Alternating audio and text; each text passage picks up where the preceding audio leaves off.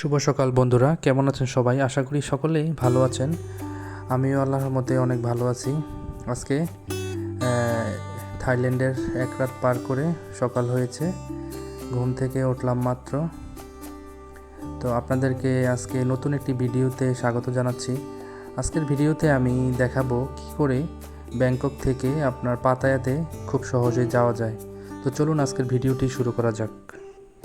তো ভিডিওর শুরুতে বলে রাখি, আজকে আমার এই ভিডিওটি করা যাদের উদ্দেশ্যে যারা ল বাজেটে মানে কম বাজেটের মধ্যে বিভিন্ন দেশে ট্যুর করে থাকেন বা খুব কম টাকার মধ্যে এক জায়গা থেকে অন্য জায়গায় ট্রাভেল করে থাকেন, তাদের জন্য আমার এই ভিডিওটি বরাবরই করা।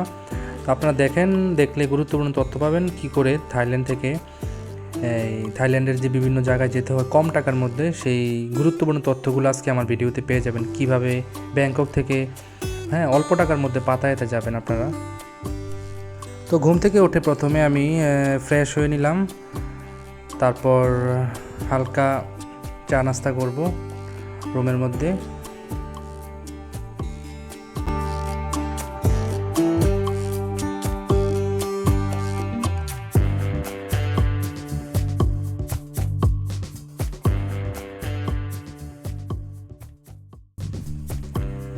আমার চা খাওয়া শেষ করার পর সকালবেলা বেরিয়ে পড়লাম হোটেল থেকে।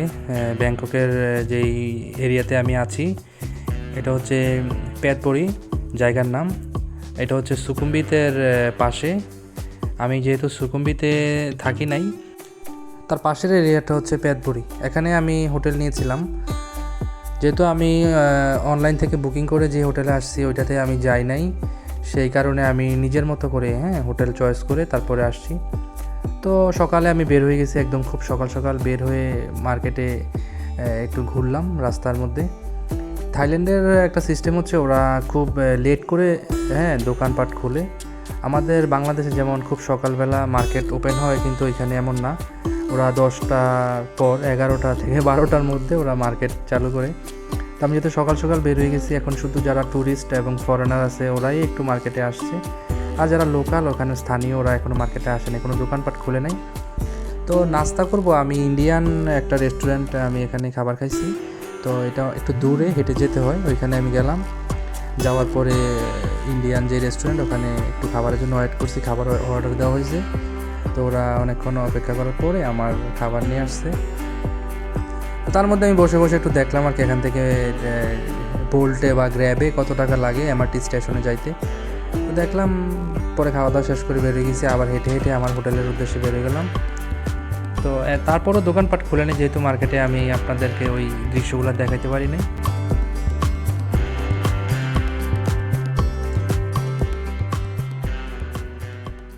তো কিছুক্ষণ রাস্তার মধ্যে ঘোরাঘুরি করে বিভিন্ন যে ইন্ডিয়ান সাইড, তারপর হচ্ছে ইউরোপিয়ান কিছু কিছু অঞ্চল আছে, এখানে বিভিন্ন কান্ট্রির বিভিন্ন মানুষরা হাঁটাহাঁটি করতেছে, ঘোরাঘুরি করতেছে রাস্তার মধ্যে। বিভিন্ন ছোট ছোট যে স্টল, বিভিন্ন ম্যাঙ্গো রাইস, বিভিন্ন আইটেম ফুটপাতের মধ্যে ওরা বিক্রি করে। যারা ট্যুরিস্ট ফরেনার আছে ওরা এখান থেকে কিনে, যেহেতু এটা শহরের মধ্যে, এখানে ভ্রমণকারী বেশি।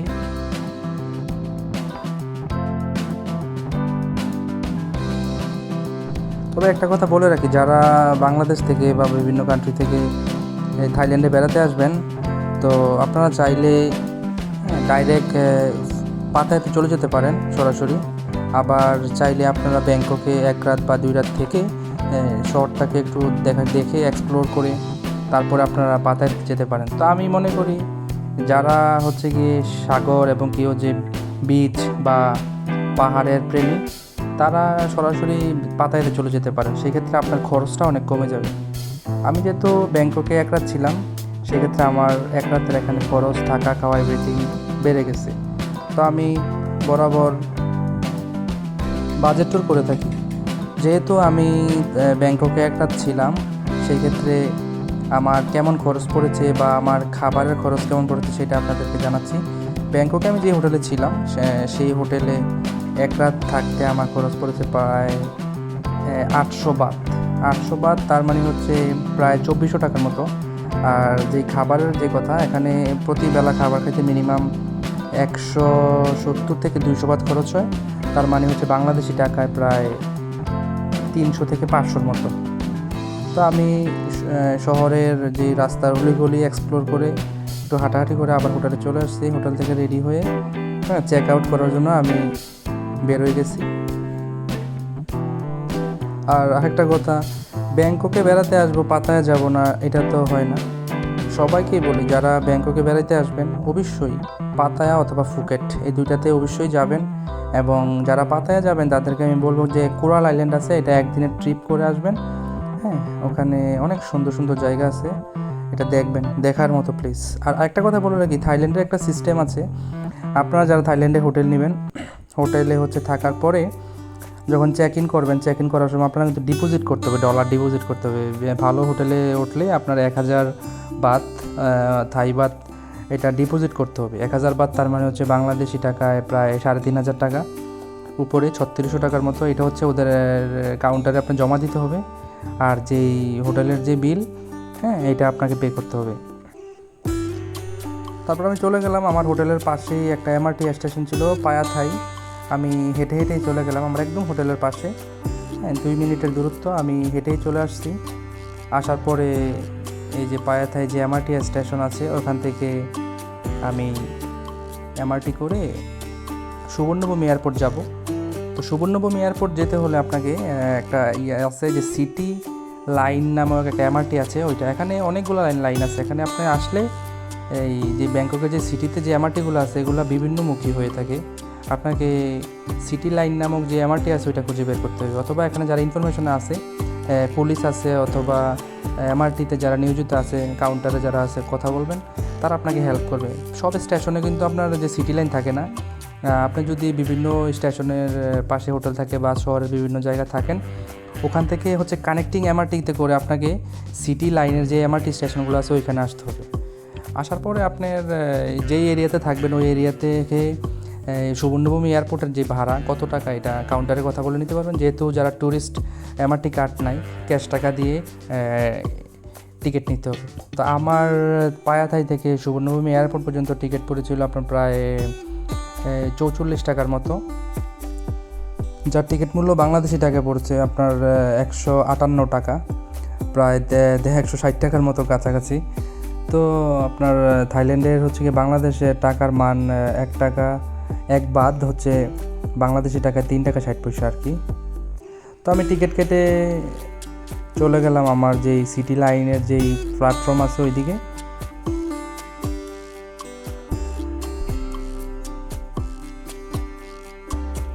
আসলে একটা কথা বলে রাখি, আপনার থাইল্যান্ডের একটা জিনিস খুবই আমার কাছে ভালো লেগেছে, সেটা ওদের যেই যোগাযোগ যে ব্যবস্থা, ওদের রাস্তাঘাট এতই উন্নত।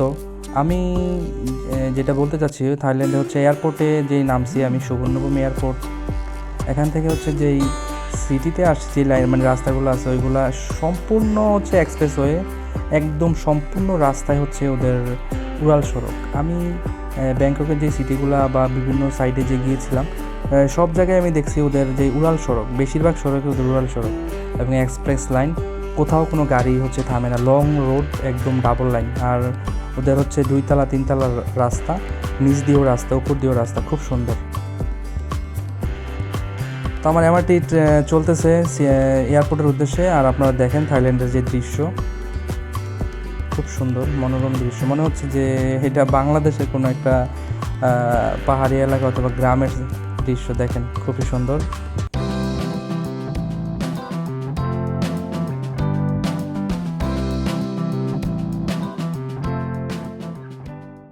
চলতে চলতে আমার এমআরটি চলে এসছে সুবর্ণভূমি এয়ারপোর্টের খুবই কাছাকাছি।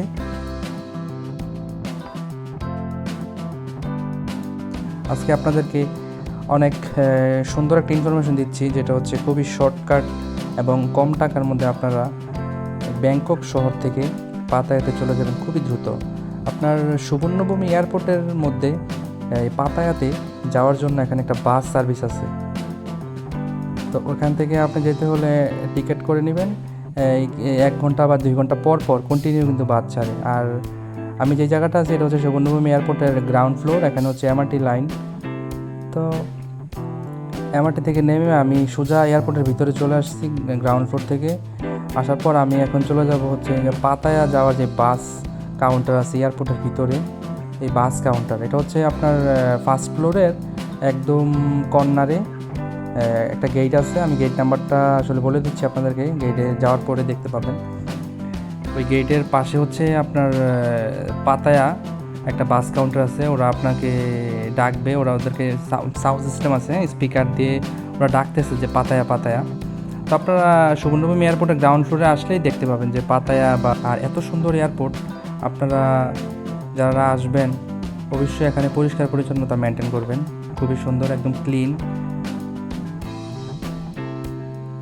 আমি যেখানে আছি এখানে পাতায়ার যে বাস কাউন্টার, এখানে এয়ারপোর্টে বিভিন্ন যাত্রীরা যারা বিভিন্ন দূর থেকে আসে ওরা খুবই হ্যাসেল মুক্ত এবং খুব শর্টকাটে এখান থেকে সরাসরি পাতায়া যেতে পারে।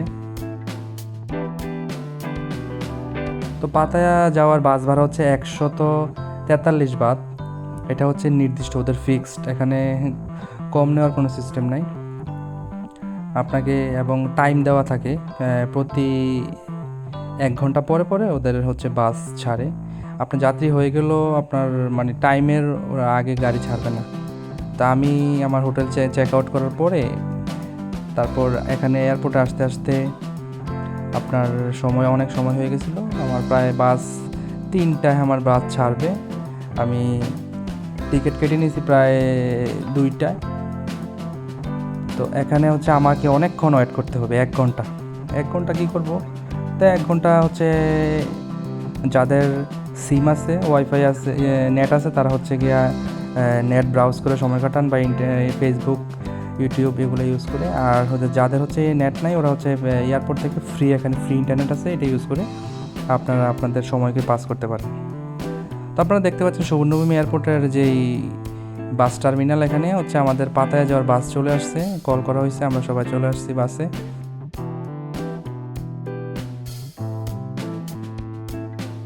তো আমি সবসময় জানলার পাশে বসতে স্বাচ্ছন্দ্য বোধ করি, কারণ আমি যেহেতু ব্লগ মেনটেন করি, বিভিন্ন আপনাদেরকে তথ্য দিতে চাই, সেজন্য আমার ক্যামেরা ইউজ করতে হবে। তো আমি কাউন্টারে বলে নিছি যে জানালার পাশে একটা আমার সিট লাগবে। তো ওরা রীতিমতো আমাকে জানালার পাশে একটা সিট দিছে। আর ব্যাংকক থেকে পাতায়া যাওয়ার যে দৃশ্য আপনাদেরকে দেখাতে দেখাতে নিয়ে যাচ্ছি, চলুন আমরা পাতায়া যাওয়ার দৃশ্যটা একটু উপভোগ করি। তো 143 বাসের যে বিজনেস ক্লাস বাসে করে আমরা চলতে চলতে চলে আসছি পাতায়াতে। এই যে মোটর সাইকেলের সারি সারি যখন সিরিয়াল দেখবেন তখনই বুঝতে পারবেন এটা পাতায়া সিটি। তো আপনারা পাতায়া আসার পরে হচ্ছে সরাসরি ওই বিচের ওই দিকে বাস যায় না। বাসটা মিনিমাম 5-7 কিলোমিটার আগে আপনাকে নামাই দিবে, একটা ওদের বাস স্টেশন আছে ওখান থেকে আপনারা গ্র্যাব অথবা উবার ভাড়া করে আপনারা বিচ রোডের ওই দিকে চলে যেতে হবে। আরেকটা মজার বিষয় হচ্ছে এখানে যারা গ্র্যাব বা উবার চালায় ওরা কেউই ইংলিশ বোঝে না। আর যারা থাইল্যান্ডে আছে ম্যাক্সিমাম লোকই হচ্ছে আপনার ইংলিশ বোঝে না। যারা হচ্ছে আপনার যে ট্যাক্সি বা মোটরসাইকেল ড্রাইভ করে ওদের সাথে আপনি ইংলিশে কোনো কথা বলে কিছু বলতে পারবেন না, বুঝবেন না। ওদেরকে আপনি মোবাইলের মাধ্যমে থাইল্যান্ডের ওই যে অ্যাপস করে তারপর ওদের সাথে কথা বলতে হয় আর কি।